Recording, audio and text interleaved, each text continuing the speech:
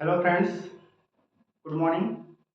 आज के लेक्चर में हम जो बात करने वाले हैं, ठीक है, वो आपको दिख रहा होगा। सीटेट दिसंबर 2024, ठीक है। इसमें जो मेरा आज का टॉपिक है वो है मैथ के सिलेबस के बारे में। किसके बारे में? मैथ के सिलेबस के बारे में, ठीक है। वो भी कौन सा paper? Both paper, first and second, मतलब कि जो पीआरटी और जूनियर दोनों पेपर के लिए आज हम बात करेंगे मैथ के सिलेबस को लेकर के। इसलिए मैंने क्या किया कि सारे टॉपिक्स को पहले लिख दिया है, ठीक है। ऐसे भी लोग जो दोनों पेपर देते हैं, ठीक है, तो दोनों के अलग अलग पढ़ने की जरूरत है, या एक ही पढ़ने से काम हो जाएगा, या दोनों में बिल्कुल अलग है, या कुछ कॉमन पोर्शन है, ठीक है। आज का जो मेरा लेक्चर है इस पर बेस्ड है, ठीक है। आज हम पूरे टॉपिक को बताएंगे, फिर नेक्स्ट डे से हम आपको एक एक टॉपिक का एक दिन लेक्चर, मतलब कि जो भी 20 मिनट 25 मिनट्स का होगा, उसके बाद प्रीवियस ईयर के ढूंढ ढूंढ के क्वेश्चन आपको हम दे दिया करेंगे, ठीक है।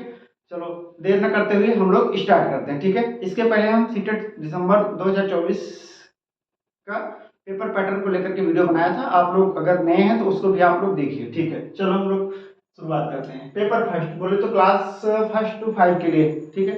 अब क्लास फर्स्ट टू फाइव को पढ़ाने के लिए ज़्यादा लेवल की जरूरत तो है नहीं कि बहुत ज़्यादा मुझे आना चाहिए, ठीक है। बड़ी बड़ी चीज़ें, बड़ी बड़ी बातें, ऐसा नहीं है। बेसिक चीज़ें आपको आनी चाहिए। वो बेसिक चीज़ें क्या हैं, ठीक है। अगर मैं आपको बताऊं तो ज्योमेट्री, ज्योमेट्री में आपको पता होगा क्या क्या आता है। शेप को लेकर के, जैसे लाइन हो गया, ठीक है, लाइन हो गया, सर्कल हो गया, ठीक है, स्क्वायर हो गया, रेक्टेंगल हो गया, इन सब ज्योमेट्री के बारे में आएगा, ठीक है। उसी के बाद जस्ट क्या है, सेक्स एंड स्पेशियल अंडरस्टैंडिंग, हम लोग समझ पाए, ठीक है, किसको? स्क्वायर और रेक्टेंगल में क्या डिफरेंस होता है, ठीक है, सर्कल और स्क्वायर में क्या डिफरेंस होता है। तो बेसिक अंडरस्टैंडिंग होना चाहिए ना, वो हमको इस टॉपिक में पढ़ना है। सॉलिड अराउंड अस, सॉलिड के बारे में पढ़ना है, ठीक है।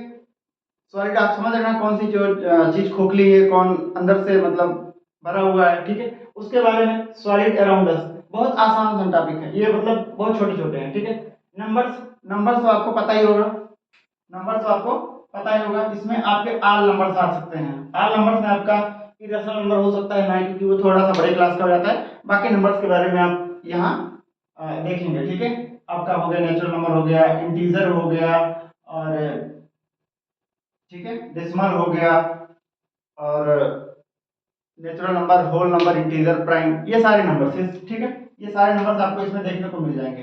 एडिशन एंड सब्ट्रैक्शन, अब देखो, दो नेचुरल नंबर का एडिशन, दो नेचुरल नंबर का सब्ट्रैक्शन, दो होल नंबर का एडिशन, दो होल नंबर का सब्ट्रैक्शन, दो होल नंबर, दो डेसिमल का एडिशन सब्ट्रैक्शन, कंपैरिजन करना कौन छोटा कौन बड़ा, वो सब कुछ इसमें आ जाएगा एडिशन एंड सब्ट्रैक्शन में, ठीक है। एडिशन एंड सब्ट्रैक्शन में आ जाएगा। चलो मल्टीप्लिकेशन, अब मल्टीप्लिकेशन में नेगेटिव इंटीजर का मल्टीप्लिकेशन पॉजिटिव इंटीजर से, पॉजिटिव का पॉजिटिव से, नेगेटिव का नेगेटिव से, ठीक है। ये डेसिमल को भी मल्टीप्लाई कर दे तो क्या आएगा। तो बस इस तरीके से बेसिक क्वेश्चन है, बहुत ज्यादा इसमें जरूरत नहीं है। डिवीजन में भी वही होगा, ठीक है, नंबर्स का डिवीजन। अब वो चाहे नेचुरल नंबर का नेचुरल नंबर से हो, होल नंबर का होल नंबर से हो, इंटीजर का इंटीजर से हो, ठीक है।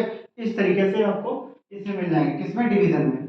मेजरमेंट में अगर हम बात करें तो किसी चीज को मेजर करना, मेजर करना मतलब फिर से आपके पास कोई एक मतलब क्वेश्चन ऐसे आएंगे कि कोई एक कपड़ा है, ठीक है, और उसको अगर हम 50 मीटर का कपड़ा है, एक शर्ट बनाने में इतना लगता है, तो फिर एक शर्ट बनाने में 5 मीटर लगता है, तो 10 शर्ट बनाने में कितने मतलब यूज होंगे, ऐसा करके क्वेश्चन, ठीक है। मेजरमेंट बहुत बेसिक होगा, कोई ज्यादा टफ नहीं है। वेट को लेकर के जो क्वेश्चन आएगा, ठीक है, कितने किलोग्राम का है, ठीक है, वेट किलोग्राम से रिलेटेड होगा, समझ में आया? किलोग्राम, मिलीग्राम, जो भी है, ज्यादा छोटा यूनिट नहीं होगा कि बच्चे ना समझ पाए, किलोग्राम से ही ज्यादातर रिलेटेड होगा। टाइम को लेकर के रहेगा, ठीक है, टाइम आप लोग जानते हैं इससे रिलेटेड, ठीक है। वॉल्यूम, वॉल्यूम भी लगभग आपको पता ही होगा, ठीक है। 2D में हम लोग एरिया फाइंड करते हैं, 3D में वॉल्यूम। वॉल्यूम किसका वॉल्यूम, ठीक है, स्फीयर का वॉल्यूम, और जो भी है बेसिक बेसिक चीजें मैं सारी चीजें बताऊंगा। वॉल्यूम हो गया, जैसे स्फीयर का हो गया, ठीक है, सिलेंडर का हो गया, इन सब चीजों का। चलो ठीक है। डाटा हैंडलिंग में कोई हम डाटा कलेक्शन करते हैं, किसी क्लास का रजिस्टर की बात करें तो कितने बच्चे आए, कितने बच्चे नहीं आए, डाटा कलेक्ट करना, उसके बारे में मीन मीडियन मोड, ठीक है, मीन मीडियन मोड, ये सब बेसिक बातें, ठीक है। पैटर्न, पैटर्न का बोल सकते हो आप कि रीजनिंग टाइप में हो जाता है, आप उसको रीजनिंग में भी समझ सकते हो और एक पैटर्न है, वही तो फिलहाल मेरा रीजनिंग है यहाँ के लिए। तो पैटर्न्स भी बहुत आसान होता है, ठीक है, लेकिन कुछ पैटर्न्स ऐसे आ जाते हैं जो वहाँ पर नहीं बन पाते हैं, ठीक है। मनी से रिलेटेड, ठीक है, मनी से रिलेटेड कि इतना पैसा है, इतना रुपया है, तो टोटल कितने पैसे हुए, या इतने पैसों को हमको रुपए में कन्वर्ट करने हैं, तो ये क्वेश्चन यहाँ से बन सकते हैं, ठीक है। तो ये जो पेपर फर्स्ट के लिए है ना, इतना टॉपिक, इसमें से 20 क्वेश्चन आएंगे, प्लस जो 10 क्वेश्चन हैं आपके वो आएंगे पेडागोजी से। पेडागोजी में क्या होता है कि अगर आपको बच्चों को नंबर्स पढ़ाना है ना, तो हम कौन कौन सा मेथड अपना सकते हैं। अगर उनको मल्टीप्लिकेशन सिखाना है तो हम उसको कौन कौन सा मेथड अपना सकते हैं, मतलब कोई जैसे कि ऐड करना है तो कंचे को ले लें, 5 कंचे प्लस 3 कंचे मिलकर के 8 कंचे हो गए, ठीक है। तो ये एडिशन, सब्ट्रैक्शन, मल्टीप्लिकेशन, डिवीजन, ये सब हम पढ़ाते टाइम किस किस चीज का यूज कर सकते हैं, कौन चीज बेहतर होगा, वो सारी चीजें आपको इस 10 क्वेश्चन में कुछ मिलेगा, ठीक है। समझ आया? तो ये रहा पेपर फर्स्ट का सिलेबस। और यहाँ पर हम देखते हैं पेपर सेकंड के लिए, जो क्लास 6 to 8 होगा, इसका लेवल से इसका लेवल थोड़ा सा ज्यादा होगा, ठीक है, थोड़ा सा ज्यादा होगा। इसमें जो पहला है नंबर सिस्टम, नंबर सिस्टम से भर के क्वेश्चन आएंगे, ठीक है, भर भर के क्वेश्चन आएंगे। जैसे knowing our numbers, knowing our numbers, ठीक है। अब नंबर्स के बारे में आप यहाँ पर भी पढ़ सकते थे, नंबर्स में ही एडिशन, सब्ट्रैक्शन आएगा, मल्टीप्लिकेशन, डिवीजन, नंबर्स, ये ओवरऑल राउंड ये इसके अंडर में आ जाएगा, ठीक है। प्लेइंग विथ नंबर में जैसे ये है कि नंबर के साथ खेलना। जैसे मैं आपको एक एग्जांपल इसका दे दूं, नोइंग और नंबर्स में भाई आप natural number, whole number, rational number, integer, सारा कुछ आपने क्या है पढ़ लिया, क्या है पढ़ लिया, ठीक है। अब playing with number, playing with number में क्या होगा, जैसे मान लिया कि आप डिविजिबिलिटी का रूल जानते हैं कि 3 से कोई नंबर तभी डिवाइड होगा जब उनके सम, मतलब उनके डिजिट का सम 3 से डिवाइड हो, ठीक है। तो एग्जांपल के लिए मैं प्लेइंग विद नंबर में से मैं बोल दूं कि 2x5, ये नंबर 3 से डिवाइड कब होगा, जब x का वैल्यू क्या हो। तो सर बोलोगे कि सर 2 + 5 7, 7 में अगर मैं 2 ऐड कर दूं तो हो जाएगा 9, 9 मेरा 3 से डिवाइड हो जाएगा, तो x का वैल्यू पहली जो छोटी नंबर होगी वो क्या होनी चाहिए 2, ठीक है। तो ये प्लेइंग विद नंबर ऐसे, अब ये मैं डिवीजन के लिए बता दिया, मल्टीप्लिकेशन, एडिशन सब के लिए हो सकता है, समझ में? तो ये हो जाएगा playing with number. Whole numbers आपको आता ही है, ठीक है, होल नंबर्स आपको आता ही है, 0 1 2 3 4 5 6, इससे रिलेटेड ऐड करना, सब्ट्रैक्ट करना, मल्टीप्लाई करना, डिवाइड करना हम लोग पढ़ सकते हैं, ठीक है। अगर हम बात करें नेगेटिव नंबर्स एंड इंटीजर्स की, तो नेगेटिव नंबर भी आपको आते हैं, इंटीजर्स भी आते हैं। इंटीजर्स में तो नेगेटिव नंबर हो ही जाता है, ठीक है, -5 -4 -3 -2 0 1 और 1 2 3 4 5 6 7 इस तरीके से, ठीक है। फैला दो लाइन पर, फिर नंबर लाइन बन जाता है, ठीक है। जो लोग प्राइमरी में जूनियर लेवल तक पढ़ा रहे हैं उनके लिए पेपर बहुत आसान होता है, ठीक है। ये सारा चीज क्लास 6 7 से ऊपर नहीं है, अगर एसएससी बोर्ड की बात करें तो, और अगर आप और किसी भी बोर्ड की बात करें तो क्लास 8 के ऊपर का कोई बात है ही नहीं इसमें, ठीक है। फ्रैक्शन आप जानते हैं ना, रेशनल नंबर और फ्रैक्शन एक जैसे देखने में होता है लेकिन दोनों की अलग अलग डेफिनेशन होती है, ठीक है। रेशनल नंबर की एक स्टैंडर्ड डेफिनेशन होती है, फ्रैक्शन को क्या होता है कि कोई भी ऑब्जेक्ट, एक सिंगल ऑब्जेक्ट को कितने पार्ट में डिवाइड कर रहे हैं, तो मैं तो फ्रैक्शन से रिलेटेड फ्रैक्शन का कंपैरिजन भी पूछ सकता है, कौन फ्रैक्शन बड़ा है कौन सा छोटा है।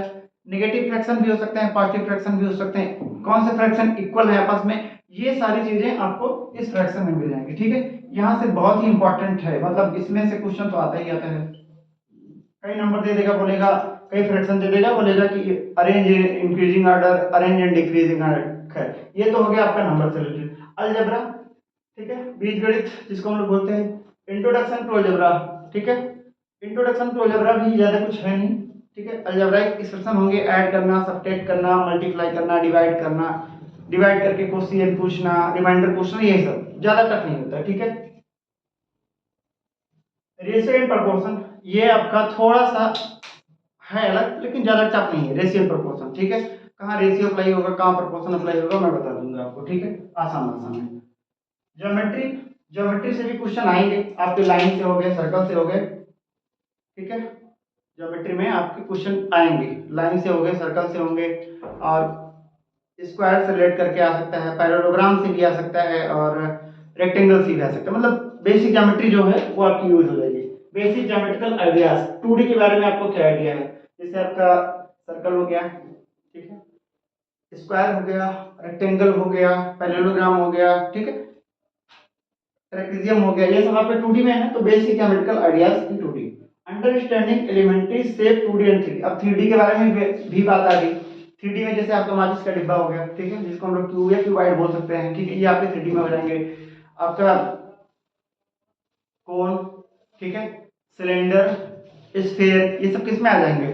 3D में आ जाएंगे। तो इनके बारे में क्या आइडिया है 2D और 3D के बारे में, ठीक है। कंस्ट्रक्शन, मतलब कंस्ट्रक्शन करते टाइम जैसे आप किसी चीज का एंगल बना रहे हैं, बन सकता है कि नहीं बन सकता है, ठीक है। आप किस किस प्रोटेक्टर कैसे यूज कर रहे हैं, स्केल का यूज करके आप क्या बना सकते हैं। ज्योमेट्री में अगर आपको बोले कि 90 डिग्री का एंगल बनाना है तो आप किसकी किसकी मदद से बना सकते हो, ठीक है।